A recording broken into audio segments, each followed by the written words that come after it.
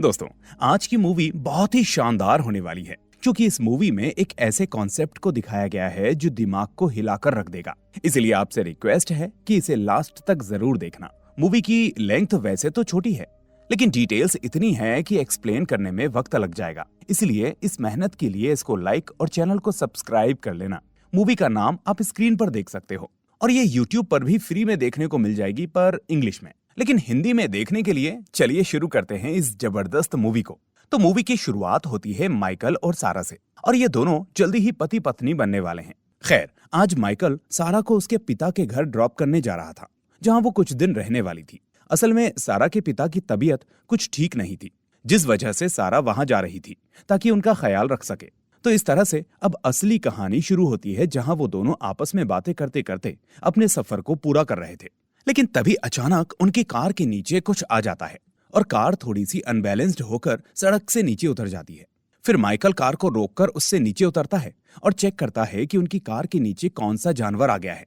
लेकिन हैरानी की बात यह थी कि उसे वहां कुछ भी दिखाई नहीं देता। इतना ही नहीं, वो ये भी नोटिस करता है कि उसकी कार के चारों टायर भी ठीक थे। अब सारा भी कार से बाहर आ जाती है। तो माइकल उससे कहता है कि अजीब बात है, कार पर ना ही खून लगा है और ना ही कोई डेंट है, यहाँ तक कि कार के टायर भी ठीक है। फिर हमें ऐसा क्यों लगा कि जैसे कार के नीचे कुछ आ गया हो। अब आखिर में वो दोनों सोचते हैं कि शायद वो कोई पत्थर होगा जो कार से टकराया होगा और इधर उधर उछलकर साइड में चला गया होगा, जो उन्हें नहीं दिखा। तो यही सोचकर वो वापस अपनी कार में बैठ जाते हैं और वहां से जाने लगते हैं। लेकिन तभी हम देख पाते हैं कि कोई दूर से उनको ध्यान से ऑब्जर्व कर रहा था। तभी वो आदमी अचानक उनके पीछे अपनी कार लगा देता है और माइकल बैक व्यू मिरर में देखता है कि एक कार तेजी से उनके पीछे आ रही है। इसके बाद वो उस कार को निकलने के लिए जगह भी देते हैं, लेकिन पीछे वाली कार उनको क्रॉस नहीं करती, बल्कि उनके पीछे ही लगी रहती है। अब माइकल सारा से कहता है कि पीछे वाली कार में जो भी बैठा है वो जानबूझकर हमें परेशान कर रहा है। मैं उसको जगह दे रहा हूँ, लेकिन फिर भी वो निकलने की जगह हमारे पीछे ही लगा हुआ है। अब सारा पल भर के लिए पीछे देखती है तो उसे कुछ ठीक से दिखाई नहीं देता कि उस कार में कौन होगा। इसलिए वो अचानक माइकल से कहती है कि एक काम करो, तुम हमारी कार को तेजी से भगाओ। ये सुनकर माइकल कार को तेजी से भगाता है, लेकिन फिर भी वो नोटिस करते हैं कि उनके साथ साथ पीछे वाला भी अपनी कार तेज कर लेता है। पर तभी माइकल को एक गैस स्टेशन दिखता है, जिसके बाद वो अपनी गाड़ी को तेज स्पीड में सड़क से नीचे उतार लेता है और अपनी कार को गैस स्टेशन के आगे रोक लेता है। अब ऐसा होते ही वो उस कार से पीछा छुड़ा लेते हैं, क्योंकि इन लोगों के एकदम से रास्ता बदलकर रुक जाने से वो दूसरी कार आगे निकल जाती है। इसके बाद सारा माइकल से कहती है कि जरूर इस कार में कोई बिगड़ैल बच्चा होगा जिसको हमारे साथ रेस लगाने की सूझ रही होगी, और उसकी ये इच्छा तुमने पूरी कर ही दी। ये सुनकर माइकल मुस्कुराते हुए कहता है कि मुझे तो वो कोई साइको हत्यारा लग रहा था, यानी वो असल में एक मजाक कर रहा था। अब वहां रुकते हुए माइकल सारा से कहता है कि तुम एक काम करो, अपने पिता को फोन कर दो कि हमें आने में थोड़ी देर हो जाएगी। लेकिन सारा जब फोन को चेक करती है तो उसमें नेटवर्क ही नहीं होता। तभी माइकल कहता है कि मुझे नहीं लगता कि इस गैस स्टेशन पर कोई फोन भी होगा। फिर वो दोनों अपनी कार से नीचे उतरकर गैस स्टेशन के पीछे बने रेस्टोरेंट में जाते हैं, जहां रेस्टोरेंट में पार्क नाम का वेटर उनका स्वागत करता है। फिर सारा माइकल से कहती है कि मैं यहाँ अपना टाइम खराब करना नहीं चाहती, चलो चलते हैं। लेकिन माइकल कहता है कि अब मैं यहाँ आने के बाद बिना कुछ खाए तो वापस नहीं जाऊंगा, इसलिए चलो कुछ खाते हैं। इसके बाद वो दोनों एक टेबल पर बैठ जाते हैं, जहां माइकल सारा से कहता है कि हमें शादी करने के लिए जल्दबाजी नहीं करनी चाहिए, क्योंकि अभी तुम्हारे पिता बीमार हैं, इसलिए एक बार उनको ठीक हो जाने दो। लेकिन ये सुनकर सारा का मूड ऑफ हो जाता है और इस वक्त माइकल की ऐसी बातें करना उसे अच्छा नहीं लग रहा था। पर फिर माइकल उसे समझाता है कि शादी एक बहुत ही बड़ा मूवमेंट होता है और वो नहीं चाहता कि तबीयत की वजह से उसके पिता इस मूवमेंट पर फंक्शन में शामिल ना हो पाए। इसलिए वो चाहता था कि वो पूरी तरह से रिकवर हो जाएं, ताकि उनके ऊपर शादी का कोई बर्डन ना रहे। अब ये बात सारा को ठीक लगती है, क्योंकि वो भी अपने पिता को खुश और शादी को अटेंड करते हुए देखना चाहती थी। खैर, तभी हम देखते हैं कि वहां ऑर्डर लेने के लिए कैली नाम की वेट्रेस आती है, जो उनसे पहले एक बूढ़े शांत कपल को सर्व कर रही थी। अब जैसे ही वो इनके पास आती है तो माइकल कहता है कि मैं अभी 5 मिनट में ऑर्डर देता हूँ, तब तक आप मेरे लिए कॉफी लेकर आ जाओ, जबकि सारा उसे पानी लाने को कहती है। इस पर कैली कहती है कि कोई बात नहीं, आप दोनों जितना समय चाहो उतना समय ले सकते हैं। वैसे भी आपके जैसे हेल्दी और खुश मिजाज लोग यहाँ बहुत ही कम आते हैं। इसके बाद वो कॉफी और पानी लेने चली जाती है और इसी बीच हम उस होटल में एक बूढ़े कपल को देखते हैं, जिसमें से जो बूढ़ी लेडी थी वो अपने हस्बैंड से कहती है कि ये खाना तो ठंडा है। तो वो आदमी कहता है कि कोई बात नहीं, मैं वापस गर्म मंगवा देता हूँ, हमें जाने की कोई जल्दी नहीं है। पर वो लेडी कहती है कि मुझे वहां नहीं जाना, जिस पर वो आदमी कहता है कि नहीं स्वीटहार्ट, हमें जाना होगा, हम यहाँ रुक नहीं सकते। लेकिन इससे पहले कि वो लेडी कुछ और कहती, इतने में वहां का मैनेजर आ जाता है और उस आदमी से कहता है कि कोई बात नहीं सर, मैं खाना गर्म करवा देता हूँ, आप मैडम को संभालिए। ये चीज माइकल और सारा दोनों सुन रहे थे और सोच रहे थे कि हम बूढ़े होकर यही किया करेंगे, एक दूसरे से लड़ना झगड़ना। खैर, तभी कैली वहां कॉफी और पानी लेकर आ जाती है और फिर उनसे उनका ऑर्डर लेकर जाने लगती है। लेकिन जाते जाते वो टेबल पर 2 सिक्के रखकर जाने लगती है। तो माइकल पूछता है कि ये सिक्के किस लिए हैं, जिस पर कैली कहती है कि ये सिक्के हम सभी को देते हैं, जिसे आप जूक बॉक्स में डालकर अपनी पसंद का गाना सुन सकते हैं, इसलिए इनको बहुत ही ध्यान से इस्तेमाल करना। ये सुनकर माइकल अपने सिक्के से अपनी पसंद का गाना लगाता है और कैली को अपने खाने का ऑर्डर देता है और कहता है कि उसे पैक करवा देना, हम रास्ते में खाएंगे। तभी हम देखते हैं कि रेस्टोरेंट के बाहर वही कार दोबारा आ जाती है, जिसमें वही सेम गाना बज रहा था जो माइकल ने चलाया था। फिर रेस्टोरेंट के अंदर सारा कैली को बताती है कि ये गाना असल में माइकल ने ही गाया था। तो इस पर कैली उसके गाने की तारीफ करती है और कहती है कि पहली बार मैं किसी सेलिब्रिटी को इस होटल में देख रही हूँ, ये जानकर काफी खुशी हुई। तभी माइकल बाथरूम के लिए पूछकर हाथ धोने चला जाता है, जबकि इतने में सारा कैली से फोन के बारे में पूछती है कि यहाँ कोई फोन है। तो कैली उससे कहती है कि यहाँ अंदर तो कोई फोन नहीं है, लेकिन एक फोन बाहर है, पर उसे चेक कर लो, अगर चलता हो तो यूज कर लेना। इतने में शेफ उनका ऑर्डर लेकर आ जाता है और सारा को उनका पैक करवाया हुआ खाना दे देता है। पर जैसे ही वो जाने लगता है तो सारा अपने पास से कुछ रुपए उसको देने लगती है कि ये पैसे बहुत ज्यादा हैं, मैं इनको नहीं ले सकता। पर सारा कहती है कि आपको देखकर मुझे मेरे पिता की याद आ गई, उनकी तबीयत कुछ ठीक नहीं है और उन्होंने मेरे लिए बहुत मेहनत की है, इसलिए ये पैसे आपको लेने ही होंगे। इस तरह वो शेफ उसकी बातों को सुनकर थोड़ा सा इमोशनल हो जाता है और आखिर में वो पैसे लेकर वहां से चला जाता है। लेकिन यहाँ हम नोटिस कर पाते हैं कि जब वो शेफ उसके हाथों से पैसे ले रहा था तो अचानक उसने कुछ महसूस किया था, पर वो क्या था और किस लिए था वो हमें आगे पता चलेगा। अब माइकल आ जाता है, जिसके बाद सारा उसको यहाँ से चलने को कहती है क्योंकि सफर लंबा था और सारा इलाका पबजी के मीरामार मैप की तरह सुनसान था। तो इस तरह अब वो दोनों वहां से अपने सफर के लिए वापस निकल पड़ते हैं। अब की बार गाड़ी सारा चला रही थी और तभी कुछ दूर जाने पर उनको दोबारा महसूस होता है कि कार के नीचे कुछ आ गया है, इसलिए वो गाड़ी को दोबारा साइड में रोकते हैं। अब माइकल कहता है कि रुको, मैं बाहर जाकर देखता हूँ, लेकिन सारा कहती है कि कोई फायदा नहीं, बाहर कुछ भी नहीं होगा क्योंकि मेरी नजर सड़क पर ही थी और ध्यान से देखो, ये वही जगह है जहाँ पहले भी यही हुआ था। इसका मतलब हम वापस उसी जगह पर आ गए हैं, लेकिन ये कैसे पॉसिबल है। दूसरी तरफ होटल में कैली और वो शेफ अपने मैनेजर जॉन को कहते हैं कि क्या तुम ऐसे ही हाथ पर हाथ रखकर बैठे रहोगे और ये सब होने दोगे। तो जॉन कहता है कि हमें बस अपना काम करना है और इसी के लिए हम यहाँ पर हैं, बाकी किसी भी चीज से हमारा कोई लेना देना नहीं है। कैली कहती है लेकिन ये ठीक नहीं है। तो जॉन कहता है कि हमें सिर्फ अपने क्लाइंट्स का ख्याल रखना है, यही हमारा पर्पस है, इसलिए मैं चाहते हुए भी कुछ नहीं कर सकता क्योंकि हमने उनसे डील की थी कि हम क्लाइंट्स का पूरा ख्याल रखेंगे और सभी के साथ ऐसा ही बर्ताव करेंगे। पर तभी वो शेफ कहता है कि बात सिर्फ इतनी सी नहीं है, मुझे कुछ पता चला है जो शायद आपको नहीं पता, वो भी उस लड़की के बारे में, और शायद ये बात उस लड़की को भी नहीं पता। ये सुनकर जॉन पूछता है कि किस बारे में बात कर रहे हो। पर तभी पीछे बैठी एक लड़की जो शुरू से होटल में मौजूद थी, वो जॉन से कहती है कि उन दोनों को मुझे दे दो, वो मेरे काम आएंगे। लेकिन जॉन उससे कहता है कि हमारे मामले में तुम्हारा कोई लेना देना नहीं है, इसलिए इस सब से दूर रहो। इधर सारा और माइकल कार से नीचे उतर जाते हैं और आपस में बात करने लगते हैं कि ऐसा कैसे हो सकता है, हम दोबारा से उसी जगह पर कैसे आ सकते हैं। तभी माइकल की नजर पीछे खड़ी उसी काली कार पर पड़ती है। फिर माइकल सारा से चाबियां मांगता है और कहता है कि जल्दी यहाँ से निकलो, लेकिन सारा गुस्से में ब्लैक कार के पास जाती है और पूछती है कि कौन हो तुम। तभी ब्लैक कार में बैठा डरावना आदमी शीशा नीचे करता है और सारा उसे देखकर बुरी तरह से डर जाती है और वहां से भागने लगती है। फिर सारा को देखकर माइकल भी भागता है, जिसके बाद वो दोनों फिर से गाड़ी में बैठकर फौरन निकल जाते हैं। लेकिन इस बार भी वो कार उनका पीछा करती है। पर तभी रास्ते में माइकल पूछता है कि तुमने उस कार में क्या देखा, तो वो कुछ भी नहीं बोलती। इतने में वो दोनों देखते हैं कि कार में पेट्रोल खत्म होने वाला है, लेकिन फिलहाल गाड़ी भगाने के अलावा उनके पास कोई दूसरा रास्ता नहीं था। तभी अचानक वही गैस स्टेशन दोबारा आ जाता है, जिसे देखकर इन दोनों के होश उड़ जाते हैं। पर फिलहाल इन्हें उस गाड़ी से पीछा छुड़ाना था। इसलिए सारा अपनी गाड़ी को सड़क से नीचे उतारकर वापस गैस स्टेशन के पास जाने लगती है और पिछली बार की तरह वो ब्लैक कार आगे निकल जाती है। यहाँ घबराहट की वजह से सारा को वोमिटिंग होने लगती है, जिसके बाद रेस्टोरेंट के अंदर जाकर सारा कैली से कहती है कि मुझे आपका फोन यूज करना है, जिस पर कैली कहती है कि क्यों नहीं, जरूर कीजिए, मैंने बताया था ना कि वो बाहर है। अब माइकल के पास जो सिक्का था वो तो उसने जूक बॉक्स में गाना सुनने में खर्च कर दिया था, लेकिन सारा का सिक्का अभी भी उसके पास था जिससे वो कॉल कर सकती थी। फिर सारा बाहर जाकर सीधा 911 पर कॉल करती है और बताती है कि हम हाईवे पर फंस गए हैं और एक अजीब सा आदमी ब्लैक कार में हमारा पीछा कर रहा है जो हमें मारना चाहता है। ये सुनकर वो लेडी कहती है कि आप जहां भी हो कुछ घंटे वहीं पर रहो, क्योंकि आपकी लोकेशन शहर से काफी दूर है और मेरे हिसाब से आप लोग राउटर नंबर 66 के एक होटल में रुके हुए हो, इसलिए मुझे पुलिस दल को आप तक पहुंचाने में कुछ घंटे तो लग ही जाएंगे।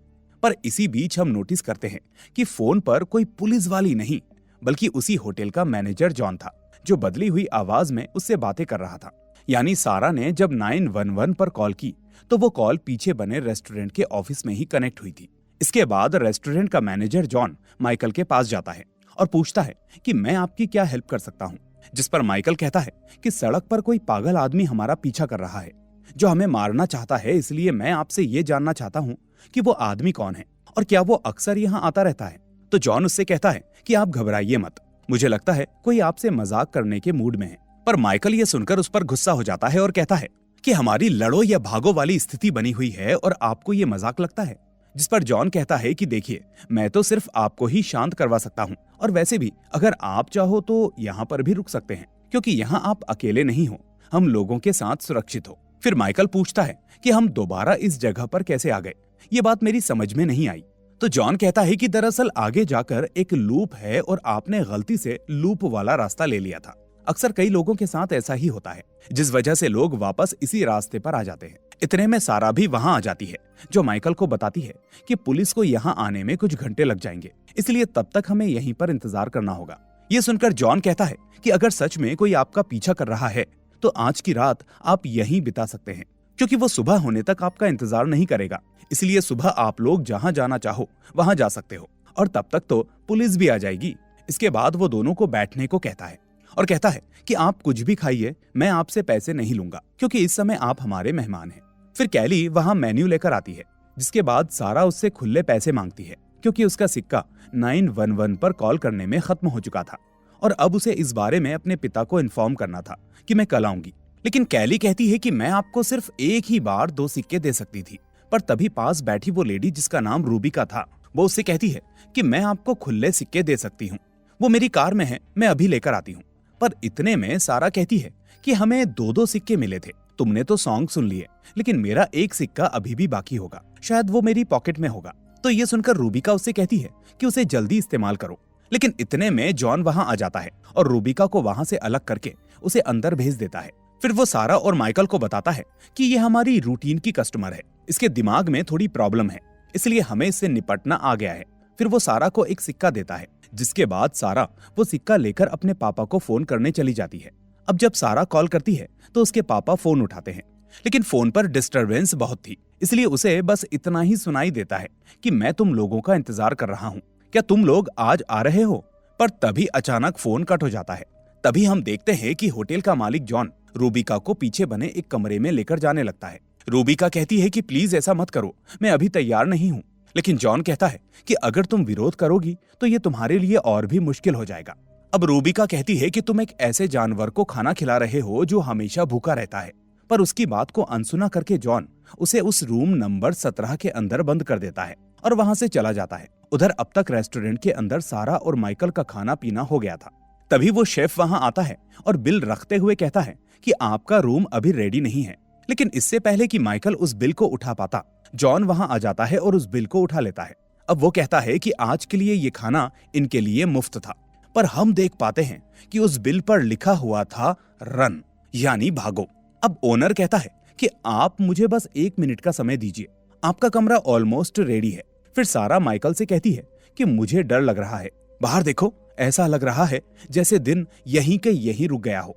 लेकिन माइकल उससे कहता है कि जॉन ने सही कहा था, हम दोनों थके हुए हैं, इसलिए हमें ऐसा लग रहा है, हमें थोड़ी देर आराम करना चाहिए। इतने में जॉन फिर से वहां आ जाता है और कहता है कि आपका कमरा रेडी है। फिर वो शेफ को आवाज देता है और कहता है कि रूम की चाबी लेकर आ जाओ, ये दोनों रेडी हैं। तभी शेफ चाबी देते हुए पूछता है कि रूम में 3 लोग रुकेंगे या 2? तो जॉन एकदम से कहता है कि क्या तुम्हें ये 3 दिख रहे हैं? नहीं ना? फिर ऐसे बेवकूफी भरे सवाल क्यों कर रहे हो? जाओ और किचन को क्लीन करो। फिर जॉन उन दोनों को उनके रूम तक छोड़ने के लिए जाने लगता है, जहां सारा उससे पूछती है कि क्या आपको पहले भी किसी ने कंप्लेंट की थी किसी काली कार के बारे में? लेकिन जॉन कहता है कि सारा तुम बेकार में चिंता कर रही हो, इस पर ज्यादा ध्यान मत दो। तुम दोनों थके हुए हो, इसलिए फिलहाल आराम करो, हम लोग बाद में बात करेंगे। ऐसा कहकर वो दरवाजा खोलने लगता है और तभी सारा माइकल से पूछती है कि इसको मेरा नाम कैसे पता चला? तुम तो मुझे बेबी कहकर बुलाते हो। इसी बीच उसको पास वाले रूम में रूबिका के होने का एहसास होता है, जिसे कोई आदमी अपने साथ जबरदस्ती ले जा रहा था, जबकि रूबिका चिल्ला रही थी कि मैं अभी तैयार नहीं हूं, मुझे छोड़ दो। ये देखकर अब सारा माइकल को वहां से चलने को कहती है। तभी जॉन उससे कहता है कि मैं आप दोनों से निवेदन करता हूं, कृपया आप अपने रूम के अंदर जाइए और आराम करिए। लेकिन अब तक माइकल और सारा समझ जाते हैं कि यहाँ कुछ ना कुछ गड़बड़ जरूर है, इसलिए वो दोनों वहां से भागने लगते हैं और अपनी गाड़ी लेकर वहां से निकल जाते हैं। तभी कैली और शेफ जॉन से पूछते हैं कि क्या हुआ, जिस पर जॉन कहता है कि अगर वो दोनों भाग गए तो हम सबकी जान मुश्किल में आ जाएगी। लेकिन कैली कहती है कि हमें उन दोनों की हेल्प करनी चाहिए, आखिर हर कोई एक जैसा नहीं होता। पर जॉन कहता है भाड़ में जाओ तुम दोनों। उधर कार में सारा और माइकल दोनों डरे हुए थे और बातें कर रहे थे कि होटल का मालिक जॉन सब कुछ जानता था कि हमारे साथ क्या हो रहा है, लेकिन उसने हमें लगातार गुमराह किया। शायद वो भी उस कार वाले आदमी से मिला हुआ है। लेकिन फिर वो दोनों सोचते हैं कि अगर वो दोनों मिले होते तो वो कार वाला आदमी वहां अंदर भी आ सकता था या फिर जॉन भी हमें नुकसान पहुंचा सकता था, पर उसने ऐसा नहीं किया। तभी सारा की नजर सड़क के किनारे खड़े उसी काले कार वाले आदमी पर पड़ती है, जिसको देखकर वो कहती है कि माइकल ये वही है जो काली गाड़ी में हमारा पीछा कर रहा था, जरूर हमारा शिकार हो रहा है। लेकिन माइकल को वो आदमी नहीं दिखता, जिसके बाद वो सारा को हौसला देता है और कहता है कि तुम बस गाड़ी चलाओ और बाकी सब बातें भूल जाओ, विश्वास करो हमारे साथ कुछ भी नहीं होगा। दूसरी तरफ हम देखते हैं कि वो शेफ रूम में से रूबिका का सामान लेकर आता है और उसको डस्टबिन में डाल देता है, क्योंकि अब वो जा चुकी थी या कोई उसे अपने साथ ले जा चुका था। लेकिन तभी शेफ को उन पैसों की याद आती है जो सारा ने उसे दिए थे। फिर इस सब के बारे में सोचकर उसे अपने इस काम पर घृणा आती है और उसकी आत्मा बार बार उससे कहती है कि कब तक ऐसा ही चलता रहेगा। इसलिए अब वो जॉन के पास जाता है और उसे समझाता है कि मैं जानता हूं सर कि ये हमारा काम है, लेकिन इस बार कुछ तो गलत हो रहा है, इसलिए आप कोई कदम उठाओ। लेकिन जॉन उसकी बात को समझने को तैयार ही नहीं था। वो कहता है कि बॉब, हम जो भी कर रहे हैं यही हमारा काम है। पर बॉब कहता है कि बॉस, अगर आप चाहो तो ये सब बदल सकते हो। जॉन पूछता है कि आखिर तुम चाहते क्या हो, मैं क्या करूं? तो बॉब उसे फोन उठाकर देते हुए कहता है कि कॉल करो और उन्हें बताओ। लेकिन जॉन कहता है कि इससे कुछ नहीं बदलेगा, मैंने पहले भी ये कई बार किया है। वो नहीं मानते, पर बॉब कहता है कि एक बार ट्राई तो करो, क्योंकि इस बार सिचुएशन दूसरी है। लेकिन जॉन फिर भी उसकी बात नहीं मानता और कहता है कि वो लोग मर चुके होंगे या मर रहे होंगे, इसलिए तुम जाओ और अपना काम करो। तभी हम देखते हैं कि सारा के फोन पर उसके पापा की कॉल आती है, लेकिन जब वो उसे उठाती है तो फोन में से अजीब सी आवाज आने लगती है और फिर फोन के कट होने के बाद वही आवाज रेडियो से भी आने लगती है। दूसरी तरफ हम देख पाते हैं कि ये कॉल उसी शेफ बॉब ने की थी, जो शायद उनकी मदद करने की कोशिश कर रहा था। लेकिन तभी फिर से उनकी कार के नीचे कुछ आ जाता है, जिसके बाद वो कहती है कि अब की बार हम कार नहीं रोकेंगे, तुम कार को भगाते रहो। पर माइकल कहता है कि इसमें तो पेट्रोल ही नहीं है, फिर कहां तक जा पाएंगे। लेकिन तभी वो दोनों नोटिस करते हैं कि पेट्रोल की सुई अभी भी वही थी जहां पहले थी, यानी पेट्रोल खत्म नहीं हो रहा था। ये चीज उनको हैरान कर देती है। पर फिर माइकल अचानक कार को तेज कर लेता है और इस बार वो दोनों ना रुकने का प्लान करते हैं। तभी हर बार की तरह वही ब्लैक कार फिर से उनका पीछा करने लगती है, तो वो कार को और तेज भगाते हैं। फिर उनको दूर से वही गैस स्टेशन वापस से दिखने लगता है, लेकिन अब की बार वो वहां पर नहीं रुकते और सीधा निकल जाते हैं। इधर ये तीनों ये सब कुछ रेस्टोरेंट के बाहर खड़े खड़े देख रहे थे। कैली कहती है कि अब ये लोग रुकने वाले नहीं हैं। लेकिन तभी जॉन कहता है कि देर सवेर ही सही, लेकिन इनको ये एहसास हो ही जाएगा कि वो अब बच नहीं सकते। लेकिन बॉब उससे कहता है कि बॉस, मुझे अब भी उम्मीद है कि ये कुछ ना कुछ करके अपना रास्ता जरूर खोज लेंगे। उनके अंदर की उम्मीद अभी बाकी है। दूसरी तरफ वो काली कार अभी भी उन दोनों का पीछा कर रही थी। तभी माइकल अचानक से अपनी कार का ब्रेक लगाता है और वो ब्लैक कार आगे निकल जाती है। फिर माइकल पूरा यू टर्न लेता है और उल्टी दिशा में अपनी गाड़ी भगाने लगता है। पर इस बार वो ब्लैक कार उनका पीछा नहीं करती, बल्कि सीधी सीधी चली जाती है और देखते ही देखते गायब हो जाती है। अब इनको चलते चलते काफी देर हो जाती है। फिर माइकल कहता है कि मुझे तो लगता है कि ये वक्त यहीं पर रुक गया है, क्योंकि हमें कार ड्राइव करते करते कई घंटे हो चुके हैं, लेकिन सब कुछ वैसा का वैसा ही है। जिस पर सारा कहती है, तो क्या हम हमेशा ही इसी तरह सड़क पर घूमते रहेंगे? तो माइकल कहता है कि मुझे ऐसा नहीं लगता, क्योंकि बहुत देर से ना ही गैस स्टेशन आया है और ना ही किसी काली गाड़ी ने हमारा पीछा किया है, इसलिए शायद हम सही रास्ते पर जा रहे हैं। साथ ही उनके पेट्रोल की सुई वहीं पर अटकी हुई थी, जो खाली होने का नाम नहीं ले रही थी। लेकिन अब माइकल गाड़ी चलाते चलाते थक जाता है, जिसके बाद वो अपनी गाड़ी को सड़क के किनारे रोकता है ताकि आगे के सफर में सारा गाड़ी चलाए।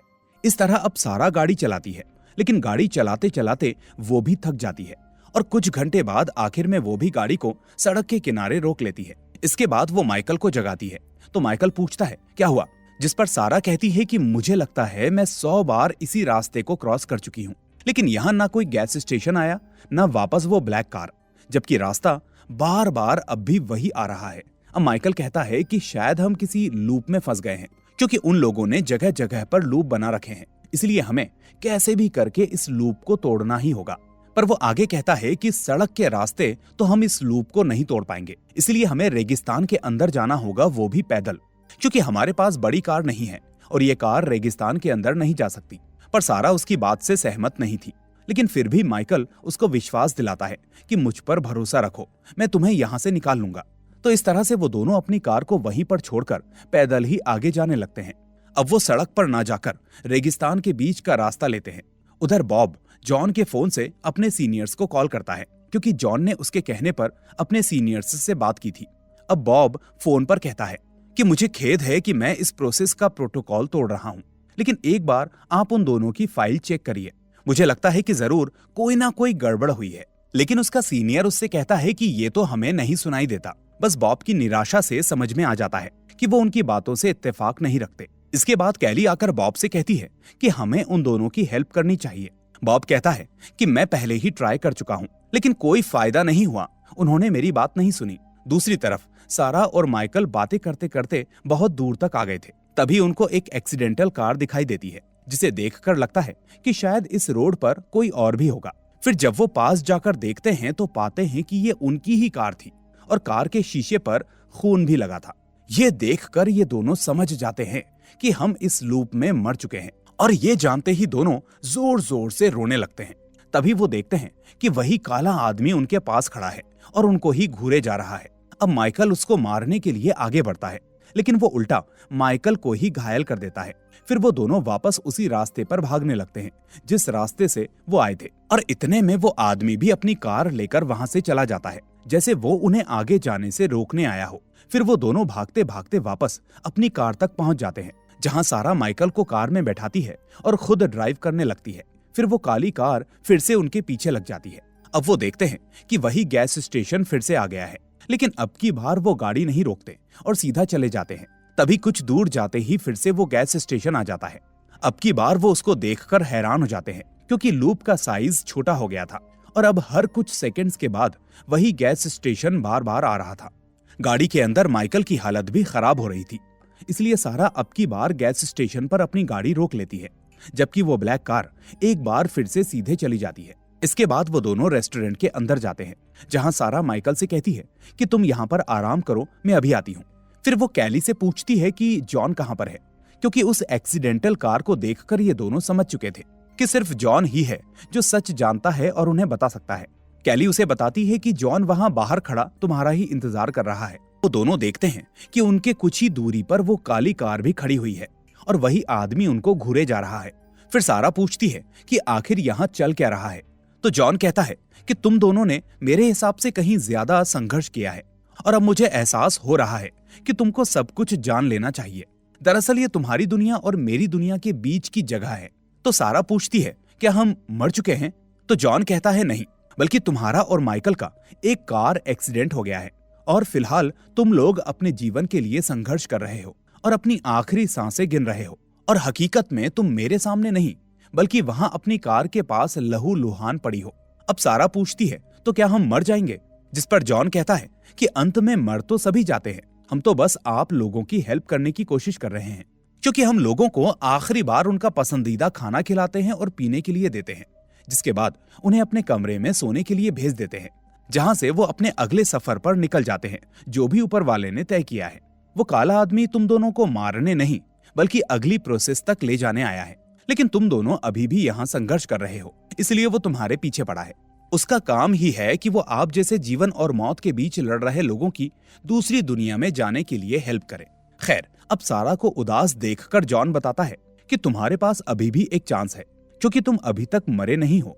और वैसे भी मैं ये सब इसीलिए कह रहा हूँ क्योंकि हमारे हिसाब से सिर्फ 2 लोगों को आगे भेजना था, जबकि मुझे पता चला है कि तुम 2 नहीं बल्कि 3 हो।